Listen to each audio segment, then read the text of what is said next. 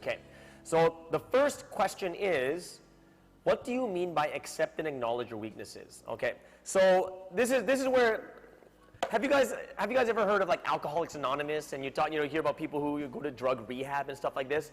One of the first things that we have to do in order for us to resolve our issues and our problems that we have, the very first thing you have to do is acknowledge it. You have to accept and acknowledge that I have a problem. And that's one of the first things they do. Because as long as you don't acknowledge it, you will always deny it. You have to verbally accept and verbally acknowledge that you have a problem, right? When you do this, you will realize, oh my gosh, then you can't go away from it.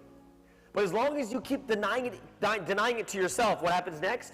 If you keep denying it to yourself, then when people say, hey, you have a problem, you're going to deny those things too. That's why one of the very, very first steps of solving an issue is to accept and acknowledge and say, I have a problem. Right? And that's why when it comes to people who are having fights with each other, I know a lot of people fight with each other too, like between friends and family. One of the hard parts is, have you ever had this situation where it's like this? It's not my fault, it's their fault. It's not my fault, it's their fault. And both sides are like, it's not our fault, it's their fault. They said this, right? And one of the first things we have to do, we have to acknowledge our part. No matter how small it is, it's the acknowledgement of my weakness, right? So like Samson would be like, I acknowledge I have a problem with women. Yeah, I do. I go to prostitutes. Not me, Samson, right? Sorry. People are like, what? I'm like, I go to prostitutes every day. They're like, are we supposed to be listening to this guy? Then I would say to you, even broken people can do great things. No, I'm just kidding, right? It wasn't me, sorry. Okay, so I have to acknowledge what's wrong with me. I acknowledge I'm stubborn. I acknowledge that sometimes I don't listen well. I have to acknowledge, there's a lot of different things that we have to acknowledge, but we need to confess and acknowledge to someone. That's why even in the scriptures it says that we should confess our sins to each other. Why? Because it holds each other accountable. Sometimes if you're just by yourself, man, you can just say it to yourself, but when someone else comes, you won't acknowledge it. And that's why it's good to have someone that you can talk to about it also. Okay, so that's what it means to accept and acknowledge it, because it's the first step in solving the issue that you have. Which leads to the next question today is Colin. Colin in KL too. Colin in KL says, why would God use such weak people? Aren't they too weak or too evil? This is a great question, because now it is like, how can God use such bad people? They're too bad.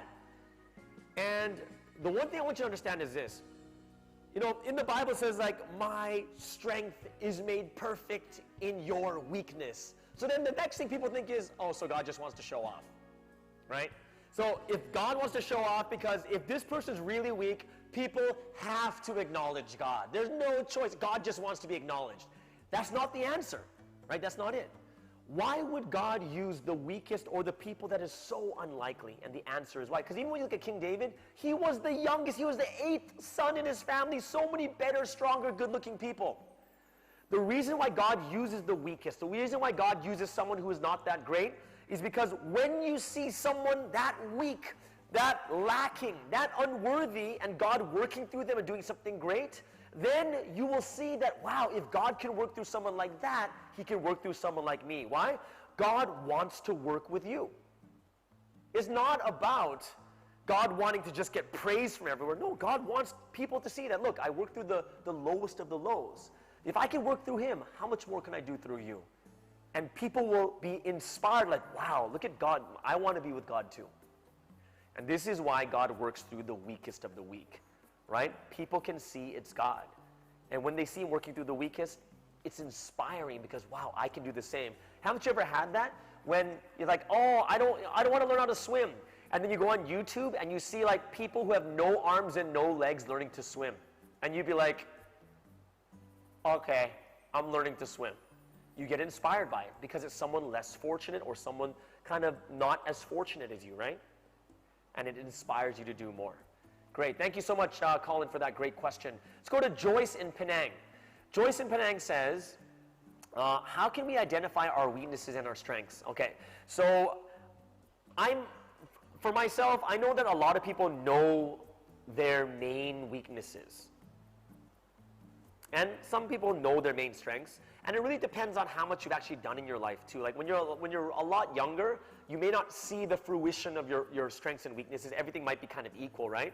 But one thing I do think is a very healthy exercise to do is you should talk to people who are very, very close to you or people you trust. Like, for instance, go to your teachers, your professors, people who work with you. Hey, what do you think my strengths are? Ask. Ask people. Because sometimes we can't see ourselves, or sometimes we're too negative about ourselves, so we kind of only see weaknesses, but you should ask people about your strengths too. Hey, what are my strengths? What do you think? But ask people you trust. Yeah, whether they're best friends or good friends, or ask people like you have like a mentor, someone you look up to, because these are people that will definitely give you really, really good feedback for your benefit. So if you want to identify them, a lot of times, well, when you get to my age, you kind of have an idea what your strengths and weaknesses are, because I've already experienced my weaknesses hurting me, and I've experienced my strengths like giving me power or me doing well. But when you're a lot younger, it's sometimes hard to see them because it's still growing. But one thing I do recommend is mentors, people you really trust and admire, ask them about your strengths and weaknesses, or ask people that are very close to you. Okay, and that's another way you can identify strengths and weaknesses. Okay, Gabriel in PJ in Petalinjaya, I believe. Gabriel says, how am I able to change someone's perspective on something if the person had this kind of perspective since the beginning? The person would not accept their flaws and always thinks they are right all the time. Wow, are you talking about me? Are you talking about me, Gabriel? All right. So, yeah, I understand there are going to be people like this, and one thing I do want you to understand is not everyone is ready to accept their weaknesses at any given moment, and someone gave me this very, very great parable, how to check if someone's ready or not. And my senior pastor once told me, he says, how do you know if someone's ready, if the timing's ready for them? It's like steaming potatoes in this steam pot, right? And how do you check if the potatoes are ready? You take a fork and you poke it. If it's hard, you put it back in. But once it's soft, you can poke it in, then you can take the potatoes out. In the same way too, we can't expect people to be ready in our time, right? People all have their time. Sometimes people have to face failure because of their weaknesses, and sometimes people just have to go through a difficult time or realize themselves. So it's something that I do think that we want to be able to wait for the potatoes to soften, and every once in a while just check it. If it's not ready, don't worry about it. Put the lid back on, let them steam a little bit longer, right? No one's going to be ready at the time we meet them, so we just have to be patient and in prayer for these people. Thanks for the great question, Gabriel. Let's go to Rosarin Arnaldo in the Philippines. Rosarin Arnaldo in the Philippines says, is it possible that a person's weakness can be this person's strength also? And that's, yes, of course it is. Right? And the only reason a person's strength and weakness become the same thing is when you go to the extremes. Right? For instance, if mine is confident, if I rely too heavily on my confidence, I can become overconfident, and then it becomes my weakness. Right? That's what happens, because people's strengths become their weaknesses because they go too far into it, relying only on that one thing. I'll give you an example that may not seem like it has any relevance, but I'll show you how. Imagine in your whole life, this is what happened in Korea. When I was in Korea, I was teaching in universities, like these success lectures, teaching about the Bible. And what happened was, in this one school, there was a major, right? One of the programs there was for stewardesses, because it's a very big thing in Korea. And what happened is one of the girls there didn't get into the course for becoming a stewardess, and they committed suicide. And what happened was, that was everything to them. There was nothing else. They put all their eggs into one basket. And when it didn't work out, it became the most crushing thing in their life. In the same way too, just like Samson, he relied only on that strength and that physical power that he had, and all the glory and praise people gave him, and it puffed him up that became his weakness. Why? He's like going, come on, like what? You know what my weakness is? Cut my hair. But don't worry, I could break out. Even though he knew that was his biggest weakness. So strengths do not have to become your weakness. They become your weaknesses because you over-rely on that strength, and that changes into a weakness, okay? Natasha? Let's go to Natasha. Natasha T. I'm not sure where you're from. Maybe Natasha. Maybe from Indonesia, I think. I don't know. Philippines? Malaysia? Singapore? Doesn't matter. Okay. Well, it does matter. I'm sorry. I mean, like, I'm not saying you don't matter. Okay. Natasha says, I realize that there's a lot of things I need to change, my weaknesses, but how to prioritize things I should change first. So one thing I would do as a good exercise is if you know your weaknesses, right? You realize like, oh, like this is great. You said you realized your weaknesses. I would write them down on a piece of paper. I would. Because wow, that'd be great if you could recognize almost a lot of them. Recognize all of them and pick your top 3. Or maybe even, pick your top 3 of your weaknesses that you think would be the most, would affect you the most negatively in your life. And from those, you might, if it's a top 3, you might want to work on just any one of those 3, or you can go a little bit more in depth with those 3 weaknesses that you have, and you can kind of pick the top 1, 2, and 3 and what to fix first. And I'm going to be honest with you, fixing weaknesses is something that has to be conscious and deliberate. It can't be just say, oh, I got to fix this, and then you kind of go off and do whatever you want. It has to be very, very deliberate and conscious in your mind that you're going to fix it. Like write it on your hand, impatient, right? Or get, those rubber bands that say you're impatient, right? Or write it on your forehead so every time you look at your phone, you'll see you're impatient. Whatever it is to remind yourself that you have to consciously and deliberately change that one thing. Because if you don't do it consciously or deliberately, because this is even bigger thing. Because you already recognize a lot of your weaknesses, but a lot of times people just recognize it, and like what we said, there's no transformation. But you need to meditate over it. If you're spiritual, you want to pray over it, and you want to start one by one, right? And I would definitely work on it week by week. I'll definitely work on it week by week. Yeah. So yeah, I'm actually really amazed that you actually recognize your weaknesses, but order them and prioritize them the best you can, and work on them one by one. Cheris Chung in Sabah. Okay. Oh, I know Cheris. I know Cheris. Okay. How to cope with someone that would never admit their weakness. Okay. How do you cope with someone that would never admit their weaknesses? Okay. So, what is the reason why it's frustrating? The reason why it's frustrating because you're expecting them to change. Which means you have an expectation, right? You have an expectation that they have to change right now. But I'll tell you one thing, I've had conversation with some of my friends and we talk about the things we want to change, but even after 3 months, we'd still make the same mistakes. But we remind each other. It takes time. But if that person doesn't even want to admit their weaknesses and don't even want to admit their mistakes, one thing you have to understand is if you have the expectation that they have to change, you're going to get so frustrated. Do you know why parents don't get so impatient with their children? It's because they're children. If a child gets up for the first time to try to walk, do you think if the child falls down, you're going to be like, you stupid child, how dare you fall in the first time when you try to walk? Or would the parents be like, hey, oh, it's okay, and you pick them up again. And when they fall over, you pick them up again, even if it's 100 times, because you understand it takes time for them to learn how to walk, you're going to be very patient with them, right? If your expectation is just like, why don't they ever change? Why don't they ever change? I told them this, why don't they ever change? That's when you get super frustrated and angry. And the one thing you have to understand is your expectation can't be they're changing right away. And sometimes it has to do with you accepting the way they are until the time is right. Remember, there is a time for everything. And for some people, you have to wait for that time to come. And especially if it's someone you really love, like say family, like a brother or sister, or parents or whatever it is, it's going to take a little bit more time. It just needs a little bit more time. But don't go with the expectation that they have to change. Think of them as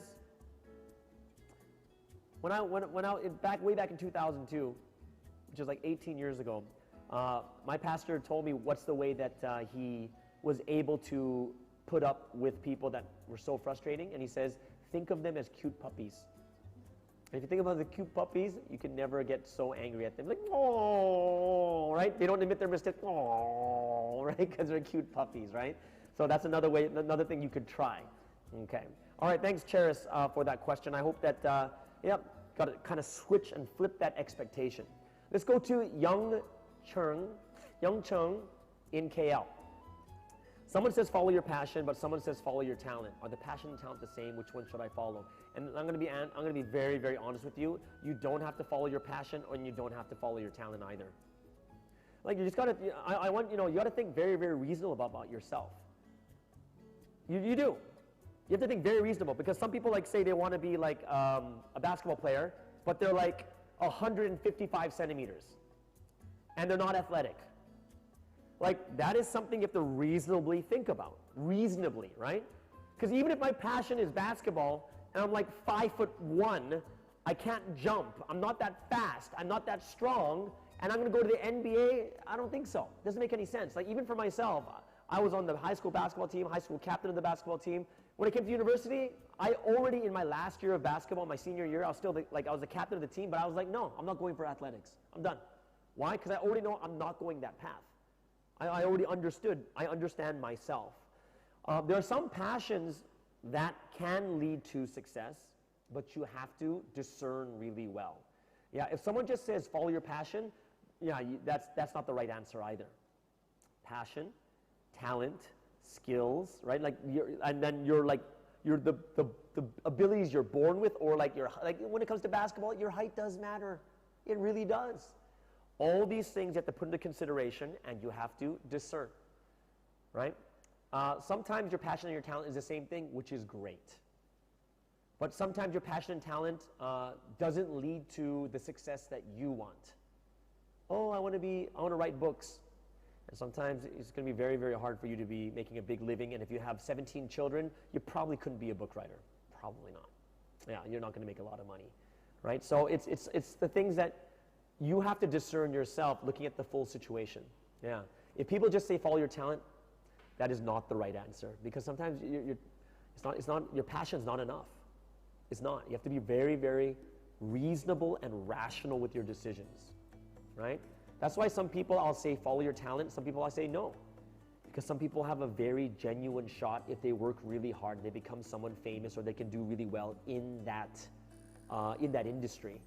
But there's some people you're just like, no, you should think about this rationally. Yeah, and I'm not here to destroy people's dreams or their passions. No, people have to think about it carefully. Why? Because more people fail than succeed. By far. By far. Okay?